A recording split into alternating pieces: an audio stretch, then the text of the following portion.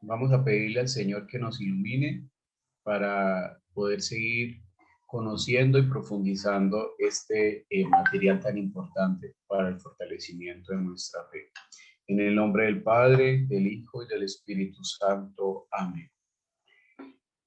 Ven Espíritu Santo, llena los corazones de tus fieles y enciende en ellos el fuego de tu amor. Padre Celestial, te pedimos que la gracia de tu bendición venga sobre nosotros en este día, que tu amor y tu misericordia nos acompañe, nos bendiga y nos proteja siempre. Amén. Entonces, vamos a tratar hoy el tema de la parte de la vocación del hombre, la vida en el espíritu. Este es el numeral 1699, sobre todo el tema de la dignidad de la persona, en el capítulo primero. Y vamos a entrar también a hablar sobre algo sobre las bienaventuranzas, la libertad del hombre y el pecado. Hoy el evangelio que nos regala la liturgia nos habla de ese hermoso pasaje del hijo pródigo, donde nos muestra esa imagen misericordiosa del Padre, que el Padre siempre está con los brazos abiertos para esperar que nosotros recapacitemos, para que nosotros podamos hacer nuestros procesos de autorreflexión sobre nuestras vidas y poder cambiar y mejorar en lo que tengamos que hacer. Y especialmente el proceso de conversión a la cual el Señor nos invita. Y creo que cae muy bien para este tiempo de la cuaresma que estamos viviendo.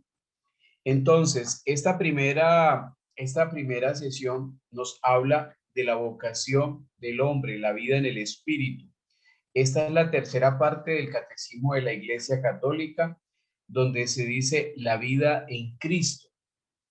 El cristiano reconoce su dignidad a través de nuestro Señor Jesucristo, la dignidad de la persona humana. Miren que esto es tan importante y precisamente tiene que ver con lo que hoy el Papa Francisco nos está demostrando a través de este viaje a esta tierra de Irak, que es una tierra que ha sufrido muchísimo. Hemos sido testigos de la persecución de los cristianos, de tanta violencia que existe en esta región y que tiene mucho que ver con nuestros principios y con nuestros valores cristianos, ya que hay algo que nos une y es en común, es que somos padres de Abraham, padres del hombre de la fe que le demostró a nuestro Señor precisamente cuánto creía y cuánto confiaba en él. Entonces, este viaje del Papa nos muestra que busca precisamente la dignidad de la persona humana. Cuando Jesús hace su presencia en medio de nosotros es para dignificar al ser humano, quien estaba siendo sometido por el pecado, a veces por cargas pesadas, como muchas veces las hablaba el Señor, con muchos prejuicios que existían frente al ser humano, el hombre que estaba siendo rechazado por su condición humana, por su condición de pecado. Vemos también todas estas circunstancias que vivían los enfermos, especialmente los que tenían que padecer enfermedades como la lepra, que eran alejados, eh, sacados de la comunidad. Y esto hoy en día no ha desaparecido. Aún existen muchos ataques a la dignidad del ser humano, a la dignidad del niño, a la dignidad de la mujer, a la dignidad del anciano, personas vulnerables que son fácilmente presa del ataque del mismo ser humano hacia ellos. Entonces el catecismo nos habla de esto, de la dignidad humana. No hay religión más humanista que el cristianismo, donde viene precisamente a rescatar ese valor del ser humano. Por eso la Iglesia Católica siempre va a estar en defensa de la vida, siempre va a estar en defensa del ser humano. Y lo que nos está demostrando el Papa Francisco, que no hay rivalidades. Él nos está diciendo hoy en día que tenemos que ya pasar esos prejuicios, esas barreras, esas ideologías y que tenemos que buscar la dignidad del ser humano. Hoy nos está hablando el Papa del sentido de la paz, de la reconciliación, de que en el nombre de Dios no se puede hacer daño al ser humano, no se puede atacar al ser humano, como desgraciadamente existen movimientos fundamentalistas, y no solo dentro de los musulmanes o de los chintoístas, sino también dentro del cristianismo hay fundamentalismos religiosos muy fuertes, fundamentalismos donde se sobrepasa la vida del hombre, de la dignidad del ser humano, y donde se extralimita muchas veces y donde el ser humano queda relegado a un segundo plano. Entonces nos está hablando de eso, nos dice el Catecismo de la Iglesia en el numeral 1701, que el hombre es imagen de Dios, la misma revelación del misterio del Padre y de su amor manifiesta plenamente el hombre al propio hombre, y le descubre la grandeza de su vocación. Cristo es imagen de Dios. La imagen divina está presente en todo hombre, resplandece en la comunión de las personas. La persona humana participa de la luz y de la fuerza del Espíritu Divino. Aquí hay toda una serie de elementos en el catecismo, especialmente en del numeral 1699 hasta el numeral 1709, donde nos habla de esa dignidad humana que tenemos que recobrar. Vuelvo y lo repito, el Papa nos está mostrando eso por encima de los peligros, por encima de las confrontaciones religiosas, de lo que ha sido la historia de las confrontaciones religiosas, de las diferencias ideológicas, está el ser humano, y es valorar al ser humano. En estos días también nuestros obispos, especialmente los obispos de la zona sur y del Pacífico, que se han reunido en Buenaventura y que han tenido la oportunidad de convocarse, han tocado precisamente estos temas de la dignidad humana. El obispo de Buenaventura ha sido amenazado por grupos al margen de la ley, grupos poderosos, y a pesar de todo eso, él dijo, no me voy a callar, porque yo tengo que hablar por los que no tienen voz. Eso es una manifestación precisamente de lo que el catecismo de la iglesia nos está hablando, de la dignidad del ser humano. Hay muchos derechos y muchas personas que han sido pisoteadas en sus derechos, en su dignidad, en sus valores, y se han puesto otros pretextos de la riqueza, del poder, del narcotráfico, de todas estas cosas que lamentablemente van mancillando nuestra realidad. Y esto, queridos hermanos, no está lejos de nuestro apostolado de la sangre de Cristo. Quienes han acompañado el curso de Biblia y el curso de fundamentos bíblicos, teológicos, dogmáticos, que también hemos venido realizando, hemos escuchado una frase muy interesante que se llaman los gritos de la sangre. Aquellos que gritan, el pobre, el desamparado, la mujer que ha sido pisoteada, el niño que ha sido abandonado, los niños que han sido abortados, que no tienen voz, pero gritan, esa sangre que grita por justicia. Todos esos gritos de la sangre son precisamente gritos que nos están llamando a lo que el catecismo de hoy a lo que el catecismo hoy nos está diciendo: dignificar al ser humano, buscar la dignificación del ser humano. La verdadera libertad es en el hombre el signo inminente de la imagen divina. El hombre debe seguir la ley moral que le impulsa a hacer el bien y a evitar el mal. Todo esto hace parte también de la conciencia que nosotros debemos tomar. Dios nos dignifica a cada uno de nosotros. Dios hace que nosotros también nos valoremos nosotros mismos y valoremos también a los demás. En el en el artículo 1630 nos habla de la libertad del hombre, algo que Dios nos ha dado, que a veces se convierte en un arma de doble filo, que es la libertad. Dios ha creado al hombre racional, confiriéndole la dignidad de una persona dotada de la iniciativa y el dominio de sus actos. Mire el respeto absoluto que tiene Dios por el ser humano, cómo Dios habla de dignidad del ser humano, cómo Jesús practicó también esa dignificación del ser humano. Y uno de los pilares de la dignidad del ser humano es que el hombre sea libre. libre. Cuando un ser humano es sometido por una ideología o pierde la libertad, pierde su dignidad totalmente. Pero Dios da al hombre la libertad. Eso quiere decir que lo dignifica. Dejar al hombre en manos de su propia decisión, de modo que busque su creador sin coacciones y adhiriéndose a él, llegue libremente a la plena y feliz perfección. Que el hombre, a través de esa libertad que Dios le ha concedido, busque a su creador sin ninguna coacción y adhiriéndose a él en plena libertad para que pueda ser feliz. Hoy el pasaje del Evangelio nos habla precisamente de eso, cómo el padre deja a su hijo en libertad.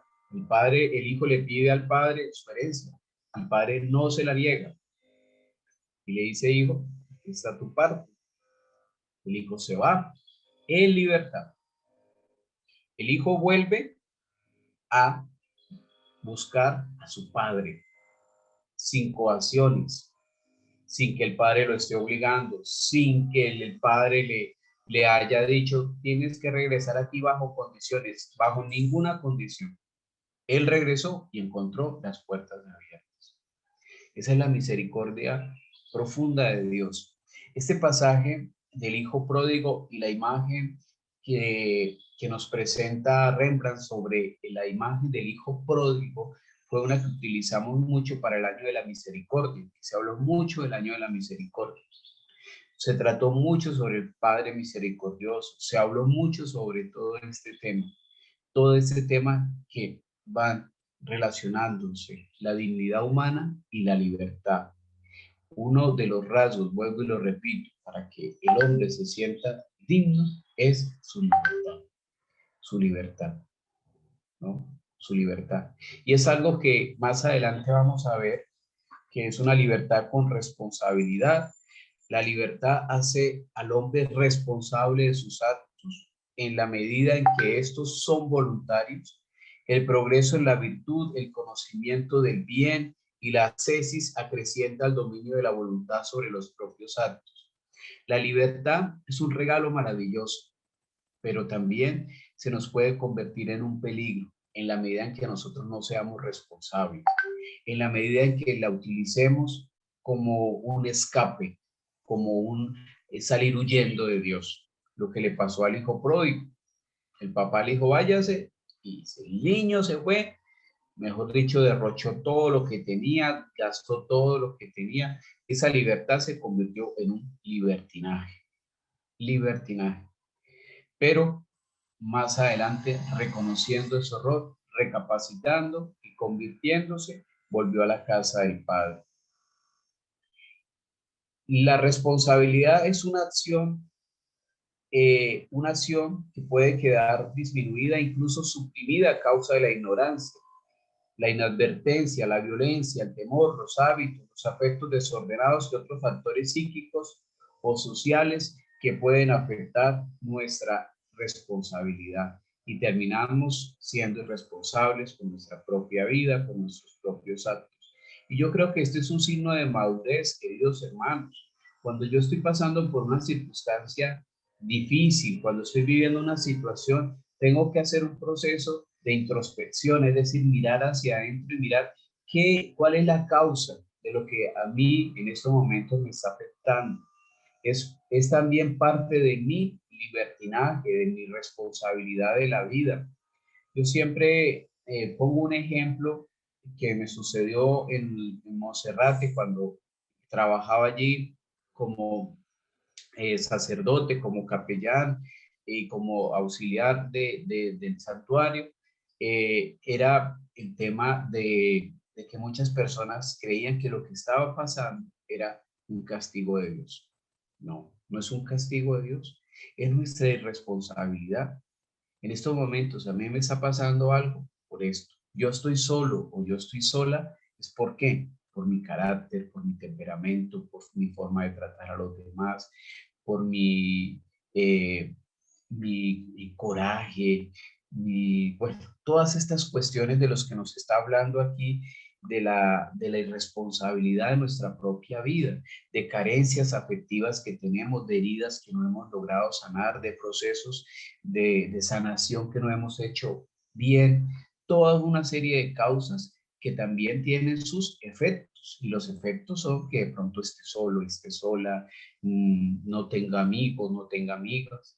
Por ejemplo, una enfermedad que estoy viviendo por unos malos hábitos alimenticios, porque de pronto muchas personas han abusado del alcohol, de otros elementos que de pronto puedan afectar la vida física de una persona, ¿sí? Entonces, esto tiene sus causas y tiene sus efectos a través de unas causas que provocaron eso que yo estoy viviendo, un problema que pueda estar viviendo con alguna persona, alguna discrepancia con alguien. Todo es el resultado de mis decisiones mal tomadas, de mi libertad que no ha sido bien aprovechada y de mi irresponsabilidad, ¿sí?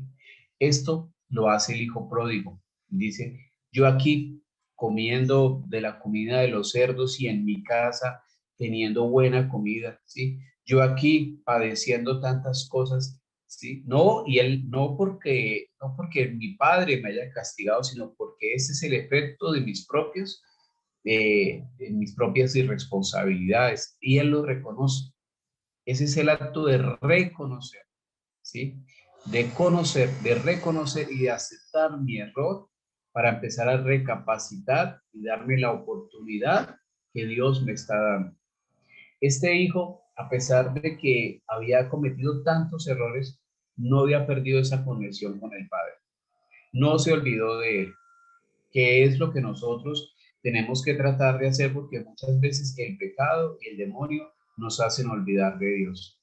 Y es cuando entramos en una nubosidad de nuestras vidas, en un oscurantismo en nuestras vidas, y de pronto no podemos ver claro la imagen del Padre. Él, el Hijo, a pesar de que se alejó y a pesar de que estuvo en el pecado, no se olvidó de la imagen del Padre. No se olvidó del Padre. No nos podemos olvidar de Dios. No nos podemos olvidar del Señor, porque olvidarnos de Dios es cerrar las posibilidades a regresar a Él y perder todo lo que el Señor nos da, su perdón, su misericordia infinita. La libertad humana es algo, es el poder de obrar o de no obrar y de ejecutar así por sí mismo acciones deliberadas. La libertad alcanza su perfección cuando está ordenada a Dios, el supremo bien. La libertad caracteriza los actos propiamente humanos, hace al ser humano responsable de los actos de que es autor voluntario. Es propio del hombre actuar deliberadamente. Para ser libres, nos libertó Cristo. Lo que nos viene, y eso lo encontramos en Gálatas, en el capítulo 5, versículo 1. Para ser libres, nos libertó Cristo. Cristo nos libertó para ser libres, para no caer en el pecado, que es lo próximo que vamos a ver. Todo el tema del pecado, todo el tema de la moralidad, de la conciencia moral, del dictamen de la conciencia, de todas estas cosas que nos llevan a mirar el pecado que es la negación de Dios, es la negación de ese rostro del Padre, es la negación de darnos la posibilidad de nosotros recobrar lo que el pecado nos ha quitado, que es la dignidad. El pecado es una falta contra la razón, la verdad, la conciencia recta, es faltar al amor verdadero para con Dios y para con el prójimo, a causa de un apego perverso a ciertos bienes. Hiere la naturaleza del hombre y atenta contra la solidaridad humana. Ha sido definido como una palabra, un acto o un deseo contrario a la ley eterna. El pecado es una ofensa a Dios. Contra ti solo he pecado. Lo malo a tus ojos cometí, nos dice el Salmo 51, en el versículo 6. El pecado se levanta contra el amor que Dios nos tiene y aparta de él nuestros corazones. Esa libertad mal llevada nos lleva a apartarnos de Dios y a caer en el pecado. y va en contra de la razón. Qué interesante esto, porque la razón es buscar hacer el bien. Todo ser humano busca hacer el bien. Y en esto, el Papa, vuelvo y retomo lo del viaje del Papa, es muy racional. O sea, la religión no debe llevar a ningún acto de violencia, a algo que atente contra la dignidad del ser humano. Lo que hablábamos al comienzo, una religión que no dignifique al ser humano no es válida, jamás es válida. No es una religión que tenga que ver en esa, porque religión significa religere, relación con la divinidad. No, ese no es el deseo de Dios. El deseo de Dios es dignificar al ser humano. Por eso esos fundamentalismos religiosos son muy peligrosos. El Islam no habla jamás de que yo coja un avión y vaya y me inmole contra un edificio y mate a un grupo de personas. Jamás. Eso no lo dice la Torá. Eso no fue enseñado por los patriarcas. Yo no sé de dónde nacen esas ideas fundamentalistas irracionales porque va en contra de la razón. Jamás jamás es lo que Dios ha querido. Jamás es lo que la religión quiere. Destruir al otro, acabar al otro, mancillar al otro. Y esto es algo que también es muy común en nuestro cristianismo, especialmente en las sectas protestantes, donde es destruir al sacerdote, destruir a la iglesia, hablar de una manera desaforada contra el Papa, que pues, eso no es lo que Dios desea. Eso no va con la razón y la lógica. Si yo estoy en una religión para atacar al otro, para dañar al otro, para destruir al otro, no estoy haciendo absolutamente nada. Me estoy equivocando. Estoy jugando con Dios. Estoy siendo un hipócrita, un falso, un mentiroso. Debo hacerme a un lado o debo hacer otra cosa totalmente distinta, pero no estar involucrado en una religión. Debo hacer un acto realmente de contrición, porque yo no estoy en lo correcto. Y eso es lo que el Papa está diciendo hoy. Ninguna religión va en contra de la dignidad del ser humano. En el nombre de Dios no puedo yo matar a otra persona. No puedo destruir a la otra persona. Y en el cristianismo y en el catolicismo lo vivimos así. Somos personas que comulgamos, somos personas que tenemos vida sacramental, pero difamamos al otro, hablamos mal del otro, destruimos al otro, acabamos con la dignidad del ser humano y puedo rezar y puedo orar y puedo pelarme las rodillas, puedo hacer muchas novenas, pero esto es muy, muy interesante lo que nos habla hoy el Catecismo de la Iglesia Católica. Y mire que viene una relación tan linda con el Evangelio de hoy y con esta visita del Papa. O sea, esto es lo que se llama las diosidencias. Cuando estamos hablando de un tema y empezamos a ver alrededor lo que hay, esa es una respuesta maravillosa. Y no vayamos muy lejos. Por eso yo pongo ejemplos de nuestra cotidianidad. Lo que hicieron los obispos ahora, qué bueno reunirse y darle todo el apoyo a un obispo que está hablando en favor de la dignidad del ser humano, un obispo con coraje, un obispo que sabe cuál es su responsabilidad. Y algo muy interesante que él decía, o decían los obispos ayer, era que tal vez los políticos o los que manejan el poder pueden hacer que un obispo se traslade de un lado para otro, pero la verdad jamás se debe callar. La verdad jamás se debe callar.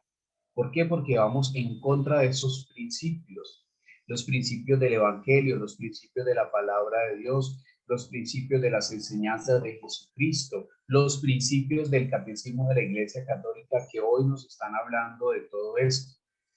Todo ese tema de la definición del pecado, la diversidad del pecado, la gravedad del pecado, todo lo que tiene que ver con las categorías del pecado, el pecado mortal que destruye la caridad en el corazón del hombre, lo que estábamos hablando ahorita, cuando no hay caridad, cuando no hay respeto por el otro, cuando no valoramos a la otra persona, cuando no practicamos realmente el mandamiento del amor, ¿sí? Por una infracción grave de la ley de Dios, aparta al hombre de Dios, que es su fin último, es su bienaventuranza, prefiriendo un bien inferior.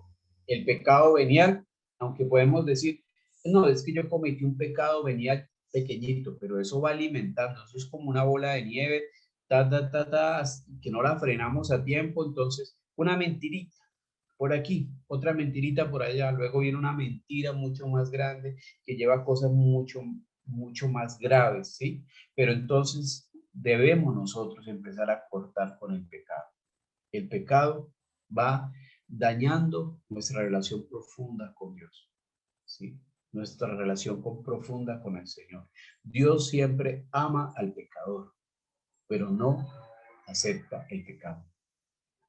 Nos ama a nosotros profundamente porque somos sus hijos, ¿sí? Y no nos está recriminando totalmente nuestras faltas. Mire lo que pasa con el Padre misericordioso cuando llega el Hijo. Uno dice, hijo, ay, el ahora volvió después que se gastó todo. Sí, siga, pero mejor no le pone condición absolutamente nada porque muestra ese amor compasivo y misericordioso del Padre.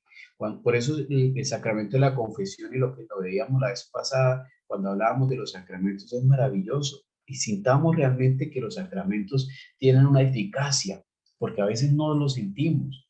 Cuando un sacerdote, ministro de Dios, levanta la mano para perdonarte los pecados, es el mismo Cristo quien lo está haciendo y tenemos que sentirlo así. Porque lamentablemente a veces salimos del confesionario no muy convencidos de eso, no muy convencidos de que realmente Dios me haya perdonado a través del sacerdote. Nos pasa a veces, muchas personas le dicen, no, padre, es que yo no me sentí realmente, no sentí que Dios me haya... Entonces, ese es otro pecado mucho más grave, porque es desconfiar de la misericordia de Dios. El Padre misericordioso nos perdona a través del ministerio. Dios nos ha dado a través de Jesucristo y a través de la iglesia estos sacramentos, pero tenemos que creer en estos sacramentos, tenemos que creer en la fuerza de un sacramento, la fuerza que tiene el sacramento del bautismo, la fuerza que tiene el sacramento de la confesión. Cuando tú te vas a confesar y realmente estás arrepentido y sientes que el Señor te está perdonando tus pecados, debes hacerlo eficaz dentro de tu vida. Debes hacerlo eficaz dentro de tu forma de vivir, ¿sí? Eso es importantísimo.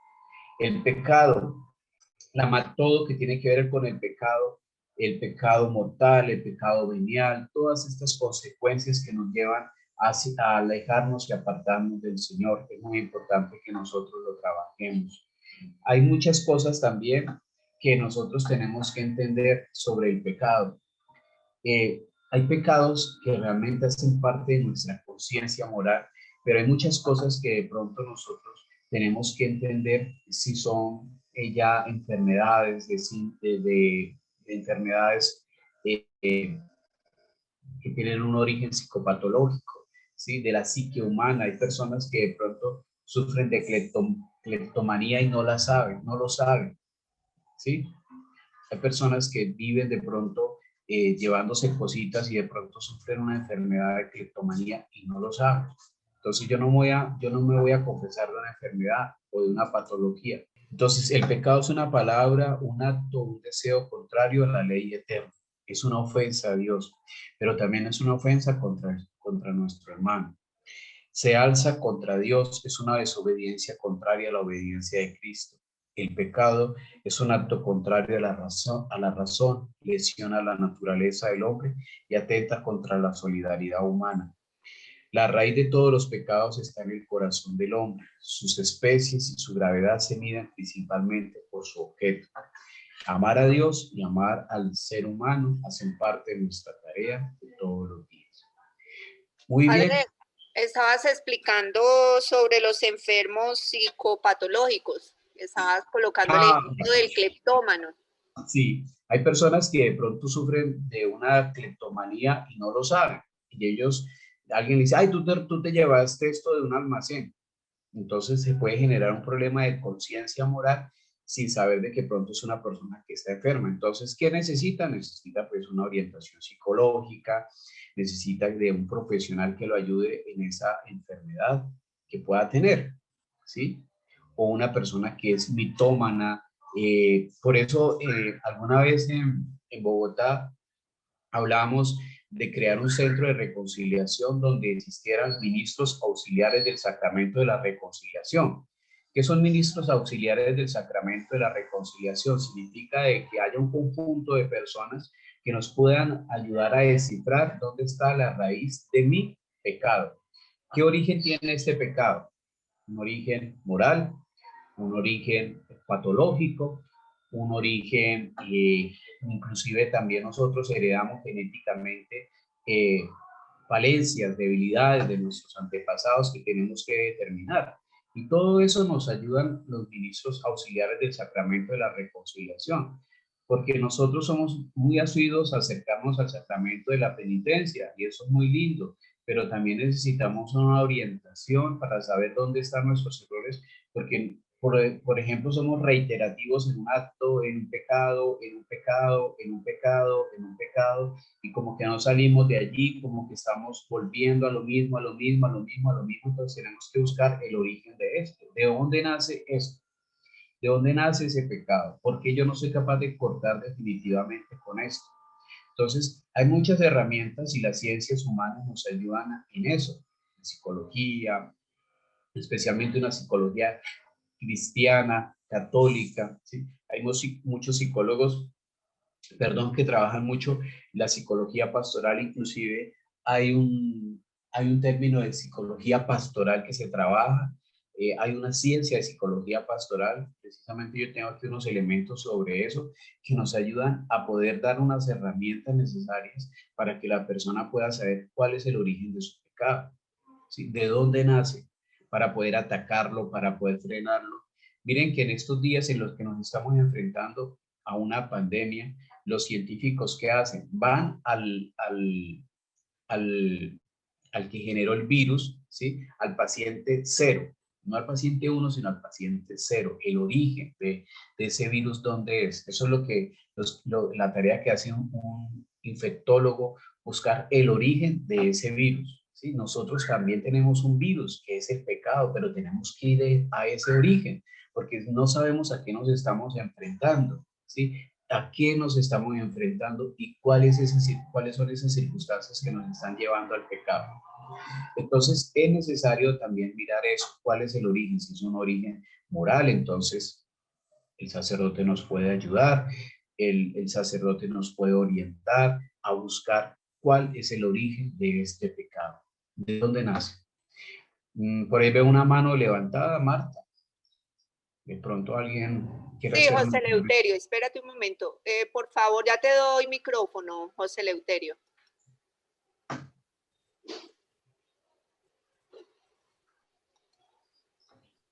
Ya. ¿Aló, me escuchan? Sí, señor. Bueno, muy buenos días, padre. Qué Buenos importante días.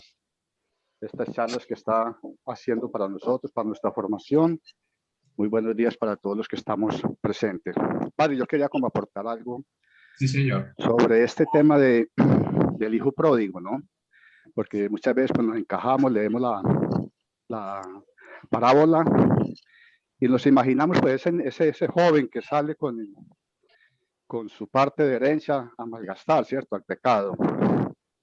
Pero escuché algo muy importante en su intervención y es sobre cómo nosotros también somos esos hijos, ese hijo pródigo, ¿no? Dentro de la iglesia, nosotros tenemos que mirarnos, estudiarnos un poco, a ver si nosotros somos el hijo pródigo que sale de la casa, que sale de la iglesia renegando de Dios, renegando del Cristo milagroso porque no se le hizo el milagro, o somos ese hijo pródigo que quedó en la casa, el hijo mayor que quedó en la casa y más sin embargo no estuvo de acuerdo con el regreso del hermano menor. Entonces debemos de examinarnos si somos ese hijo menor o ese hijo mayor o si somos ambos, ¿no? Porque también podemos ser ambos dentro de la iglesia. Es muy importante, sobre todo ese hermano mayor. Yo creo que el pecado mayor que nosotros cometemos, el mejor pecado que cometemos nosotros es el del hermano mayor. Pues creemos pues, de que estamos dentro de la iglesia, que estamos haciendo mucho. Y mire, no perdonó el hermano, denegó del hermano, no lo recibió, fue egoísta. Y eso mismo nos puede pasar a nosotros dentro de nuestra iglesia. Entonces, esa parábola pues es tan extensa del amor, la misericordia, el Padre sale, nos da a todos esa herencia, que es la libertad, nuestra voluntad. Y Él nos lo repite mucho en nuestros mensajes del apostolado, su voluntad es su voluntad, yo no puedo hacer nada contra ella. ¿Cierto? Nos da la herencia, somos nosotros que debemos de administrarla de esa forma. ¿Sí? De qué queremos ser, estar dentro de la casa, por fuera de la casa, querer la salvación o no la salvación. Pero más sin embargo, el Padre siempre está en el patio de la casa con los brazos abiertos, esperándonos. ¿En dónde? En la reconciliación, en la confesión, como lo hablabas vos. Ese es el vestido que Él le estaba preparando para su hijo. El anillo, el paso, la salvación de nuevo, ¿cierto? El anillo que le coloca, sus sandalias para que siga el camino a la santidad. Esa parábola es muy rica y sobre todo pues que yo lo quería contar, que no pasáramos de pronto de largo, sin hacernos nosotros dentro de nuestro contexto ese examen. ¿Qué somos nosotros? ¿El hijo menor, el mayor o somos ambos? Porque muchas veces nos creemos santos porque estamos en un apostolado, una devoción, porque vamos a misa, comulgamos a diario y podemos ser más pecadores que ese hijo menor. Padre, muchas gracias, es lo que yo quería como aportar. Muchas gracias, No, Padre, y muchas a todos. gracias a ti. Muchas gracias. Precisamente cuando se hablaba del año de la misericordia y se veía esa imagen del padre recogiendo a ese hijo que había llegado, se había arrodillado ante la mirada compasiva del padre, también estaba la imagen del hermano por allá entre las sombras, que es la imagen que muestra este pintor Rembrandt sobre la imagen del hijo pródigo, ¿no? Entonces el hermano por allá en la oscuridad, en la sombra, allí como alejado frente a ese acto misericordioso del Padre. Ese las sombras en las Sagradas Escrituras y en la teología se habla como en la oscuridad en la que nos podemos encontrar y en la que el pecado muchas veces nos lleva y nos oscurece ese sentimiento de amor hacia el otro, hacia la caridad del otro que nos habla el Catecismo de la Iglesia. Entonces es muy interesante lo que nos compartía ahora nuestro hermano sobre eso, sobre nuestra iglesia. Nuestra iglesia es una iglesia, somos un hospital de pecadores, no un museo de santos. Esa frase la han dicho varias veces, ¿no? Y estamos allí para reconciliar al hermano, no para recalcarle su falta, su pecado, su error, su equivocación, sino para acompañarlo. Nosotros somos acompañantes también de nuestro hermano, ¿sí? Miremos la actitud de Caín con Abel. Cuando Caín mata a su hermano Abel, Dios le pregunta, ¿dónde está tu hermano? ¿Dónde está? Nosotros somos corresponsables también de nuestro hermano. Y dice, yo no soy responsable de mi hermano. ¿Cómo que no? Somos responsables también del otro, ¿sí? Por eso, ojalá nosotros podamos también asumir esa actitud humana y dignificar al otro, de lo que estábamos hablando al principio. Mira hasta dónde nos ha llevado todo este proceso, hablando de la dignidad del ser humano, hablando de la libertad del ser humano, esa libertad que no se usa con responsabilidad nos puede llevar al pecado. El pecado es atentar contra Dios, atentar con nuestro hermano, ¿sí? De todo esto. Y el otro punto que nos habla más adelante aquí es de la comunidad humana, de algo que nos estaba hablando ahora nuestro hermano, es sobre eso, cómo yo hago parte de una sociedad, de una comunidad, cómo la comunidad me acepta, cómo la comunidad me rechaza. Nosotros que estamos viviendo un apostolado de la sangre preciosa de nuestro Señor Jesucristo, dentro de nuestro apostolado han existido personas que lamentablemente han asumido unas actitudes contrarias de la fe, de la doctrina católica. A veces muchas personas se han ido en contra de las ideas o de las palabras del Papa Francisco, pero también nosotros, ¿cómo ha sido nuestra actitud hacia esas personas? ¿Cómo nosotros vamos a rescatar a esos hermanos nuestros? ¿Cómo vamos a rescatar al que está perdido? ¿Cómo vamos a rescatar al que anda en esa sombra? ¿Cómo lo vamos a rescatar? ¿Cómo vamos a rescatar al pecador? No es decirle, no, pues que se vaya y ya se perdió y ya no. ¿Cómo vamos a hacer? ¿Cómo vamos a hacer con esa oveja perdida? ¿Cómo vamos a hacer con ese hermano que se ha ido? ¿Simplemente lo dejamos que se vaya? ¿No le vamos a decir alguna palabra? ¿No le vamos a enviar algún mensaje no para recriminarle su error, sino para decirle, pues estoy orando por ti? Miren que nosotros de pronto no hemos entendido la dimensionalidad tan grande que tiene este viaje del Papa Francisco. ¿Qué le está diciendo el Papa a la humanidad? ¿No? Los que son superficiales, los que son superfluos, empiezan a decir, pero ¿por qué le pusieron una alfombra roja? ¿Pero por qué tanto protocolo? ¿Pero por qué? Porque es que la gente a veces vive en la, no sé, como en la fantasía, como en las cosas superfluas, no en la profundidad de este viaje. ¿Qué nos está diciendo el Papa? Primero, no tiene miedo. Dicen que es el viaje más peligroso que ha hecho el Papa Francisco. ¿Qué nos está diciendo? No tengo miedo.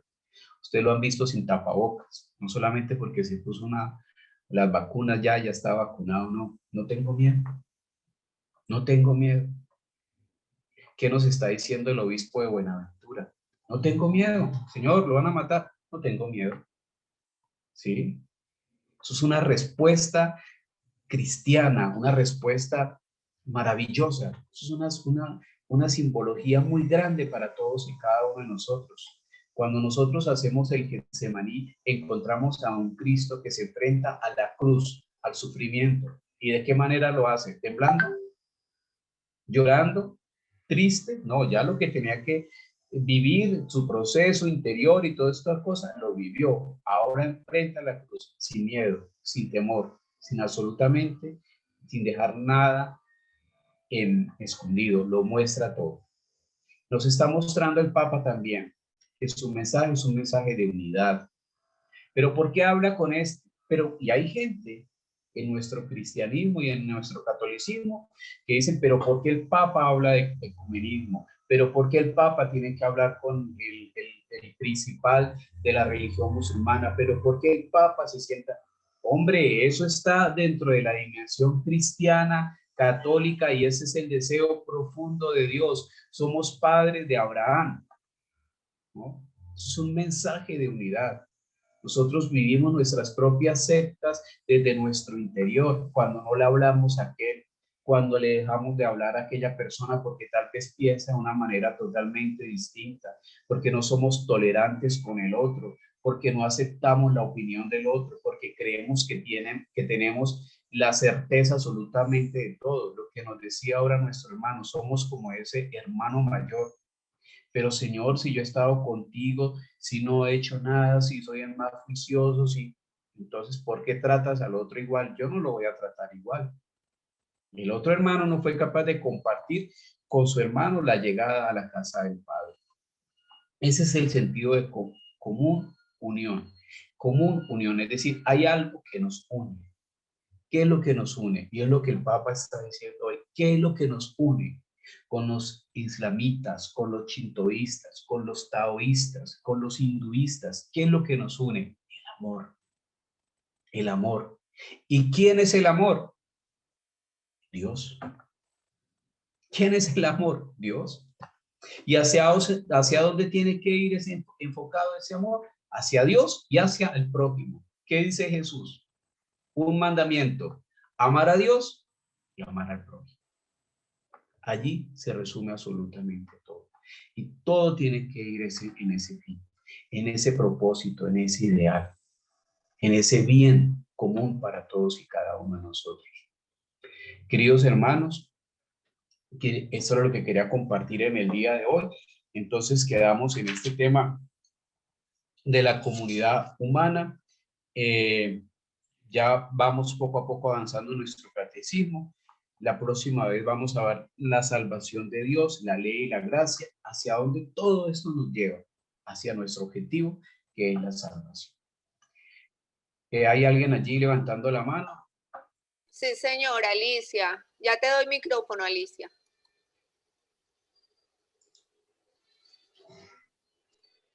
Dale, Alicia. Buenos días. Padre, buenos días.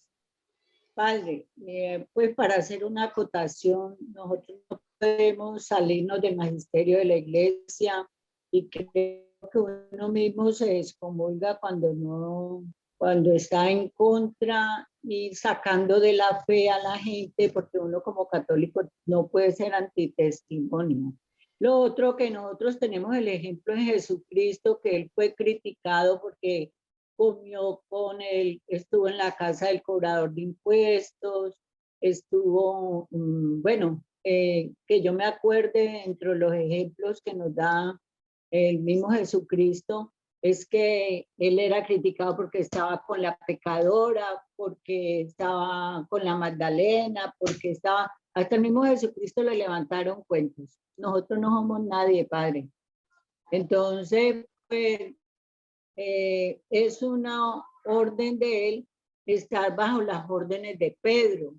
Y si, como dice también el mismo Evangelio, no hay una hoja que se caiga sin la voluntad de Dios. Entonces, si es el Papa que él dispuso que estuviera allá, nosotros no somos nadie para controvertir esa orden dada por Dios, lo que él permitió para bien de la iglesia, Padre.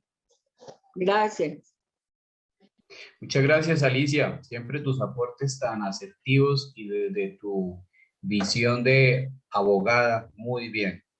Siempre abogando por la caridad humana, que es importantísimo. La caridad humana que tenemos que practicar constantemente en nuestras vidas. Bueno, queridos hermanos, cualquier comentario lo vamos a dejar aquí con nuestra coordinadora Marta, y siempre tenemos ese rostro del Señor que nos muestra lo que Él es, y ojalá también tomamos una actitud para dignificar cada día más a nuestros hermanos. Los dejo por ahora, voy a prepararme para una clase que tengo con los diáconos de nuestra diócesis. Que el Señor los bendiga, que el Señor les derrame muchas bendiciones. No nos olvidemos de asistir a la Eucaristía. Quienes participaron ayer en la clase de la doctrina sobre la sangre de nuestro Señor Jesucristo, recordemos ese cáliz, el cáliz que el Señor nos invita a beber, a beber de ese cáliz, que no solamente nos une al sufrimiento de Cristo y Cristo se une al sufrimiento nuestro, sino también que nos da fuerza y valor para seguir caminando en este mundo. Que el Señor los bendiga en el nombre del Padre, del Hijo y del Espíritu Santo. Amén. Un feliz Gracias, fin de Padre. semana. Que Dios los bendiga. Igualmente, Padre. Gracias. Chao.